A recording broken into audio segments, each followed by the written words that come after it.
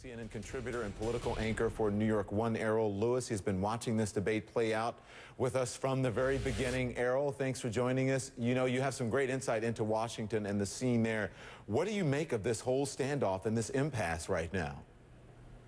Well, I thought the standoff was going to go fairly late. And frankly, there's no point in brinksmanship if you're not willing to go to the brink. So I always thought this was going to run into sort of extra innings and get really, really close to the deadline. And that's where we are. I think there's a possibility, though, that it could come to a halt depending on what happens in these markets. I mean, you know, the last time we had something like this, I'll take you back to 2008, Don, when in late September, the House voted down a $700 billion bailout package for the banks. And the market reacted by losing $1.2 trillion, the first time that ever happened in a single day.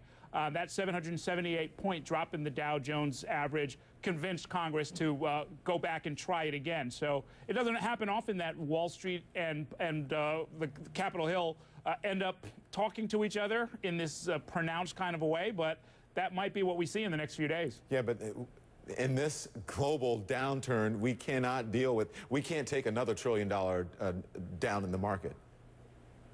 Oh, no, you better believe it. Listen, that's money that comes out of people's 401ks, their pension funds. That's real money from real people in the real world.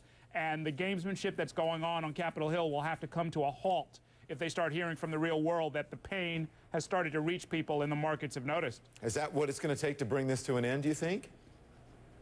Well, I think that definitely would bring it to an end. I mean, look, there's been all this talk all along about who's going to be the adult in the room. Is it going to be the president? Is it going to be the speaker?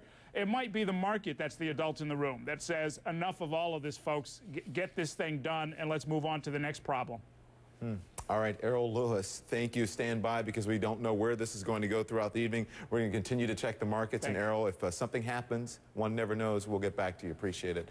In the meantime, there are some terrifying moments for a group of students backpacking in a